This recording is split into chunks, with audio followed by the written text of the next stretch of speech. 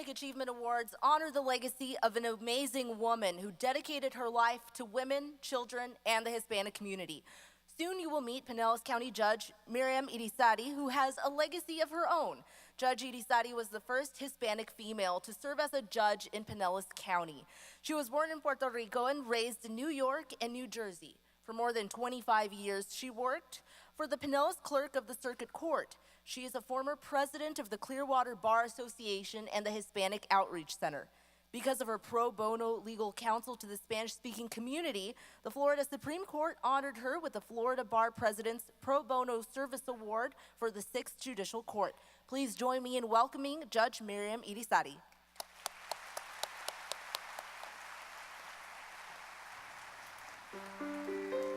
Grace, she exuded that. There was a sense of class to her. She was always genial. She was always smiling. Maria's so funny, and she was able to laugh at herself. She was incredibly caring, compassionate, the type of person who could really bring out the best in others. Her smile, her kindness, her graciousness. That was Maria.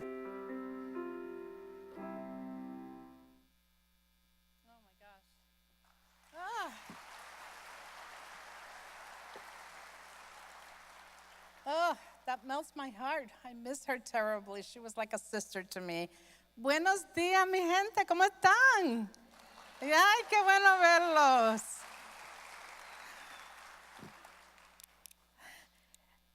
What a wonderful view from here. Ay, qué cuadro bello. Se ven bello. Ay, Dios mío. My heart just melts looking at this beautiful picture of so many wonderful achievers and their supportive families and parents and principals and teachers and all those success champions that have brought you here today. And I want to especially recognize Dr. Greco. Dr. Greco, I remember when we sat down and we spoke about pulling a program like this together in honor of Maria. And from that day to where we are today, this is just amazing. It's beautiful, and it was a wonderful vision. And so thank you so much for your wonderful vision, Dr. Greco. And I want to thank the teachers that are here, the principals that are here, the board members that are here. And you already met the chairwoman of the board, Dr. Renee Flowers, and Ms. Cook is here. And that just goes to show the level of support and how important that support is for the success of each and every one of our students. So thank you so much for being here. And I also want to thank Maria's family. You know, Maria's family, her husband, David Edmonds, and her daughter, Liza, and Liza has triplets, and they were, Maria's joy. They shared Maria with our community, and she spent so much time serving and devoting to so many causes in this community, and so we want to thank them for sharing her with us. And so you have in your program a beautiful background of Maria in English and Spanish so that you can read and see all of her accomplishments. So I won't go into the details of her accomplishments, but only to say that she was the first of first. Maria, she was the first Puerto Rican Boricua to serve, that's right, a proud Boricua.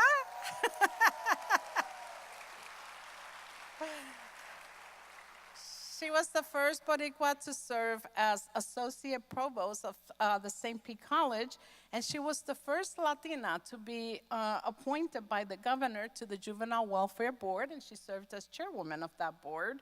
And she was the first to lead the Hispanic Leadership Council, and she was a dedicated member of the Hispanic Outreach Center, El Centro Hispano, which is where I met Maria. And that's just the tip of the iceberg. you know, on top of everything she did, she also co-authored a book with her husband, who's a writer, and the book is called Girl in the Glimpse, and it's an award-winning book. So on top of everything else, she was a writer, and of course, she was like a sister to me. So we are honored to be here for a cause that she felt so deeply about, and that was the success of each and every student. Maria's passing in 2017 left us all shell-shocked, as she was gone way too soon because she has so much left to give. But her mark lives on through the success of every student here today. And you are the future that she fought so hard for. And so she would be so honored to know that there is a program like this for a cause that she so deeply believed in. So just to share a little bit of my own story, I think some of you have heard my story, and probably a lot of you have seen this, and I'll lift it up a little so that everybody can see it a little better. And this is a picture. Okay, here we go. Okay. All right, so that's a picture of the little shack that I was born in Puerto Rico. And I was born in Canovanas, and my mom was a single mom. She raised 7 of us in that little shack. Now, when we lived there, those boards were better lined, you know. But I show you that picture, and I share that picture with a lot of people to let you know that you can emerge from a place like that and become the first Puerto Rican Boricua judge in Pinellas County.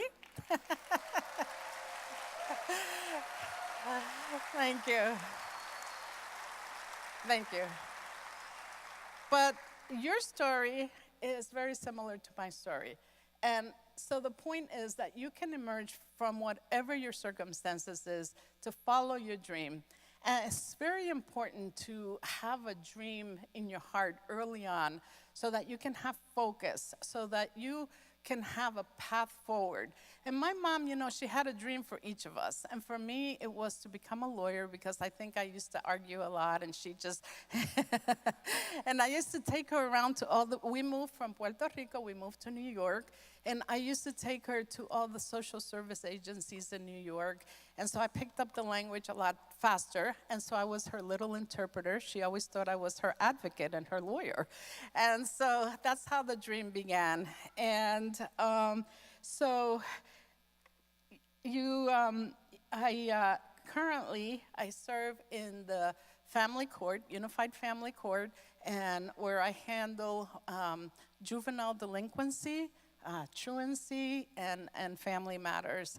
And this is an open invitation for each and every one of the students to please come and be my guest in my courtroom, because you'll be on the brighter side of what happens in that courtroom, so that you can see your justice system at hand and you can learn, because it's through learning and this appetite for learning that you have already demonstrated by being here and being so successful that you will also reach your dream.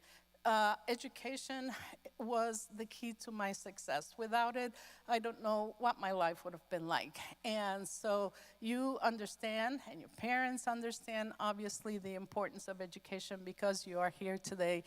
It will be the key to opening every door, to shattering those glass ceilings, to being all of the things that we have so many hopes for you and you have for yourself, to just be whoever it is that you want to be. And so it's in the spirit of that learning and in reaching great heights and in honoring our great leaders like Maria that you will become the shining stars of our future. And so congratulations to each and every one of you. And I tried to get around to as many of you to just take a picture with you so that, you can tell your friends, hey, I know a judge, And you know a judge for a good reason. And so, but I do invite you to come and share some time with me in the courtroom, or I would love to go out to the schools and just talk to more of the students just so that it is important to see role models, and it is important to know that there's a path forward, that we can follow our dream, and that our dreams are possible.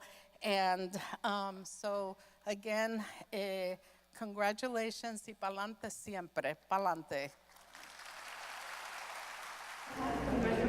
Well, this event honors Maria's legacy and her life, because her life was dedicated to the success of each and every student that she ever worked with.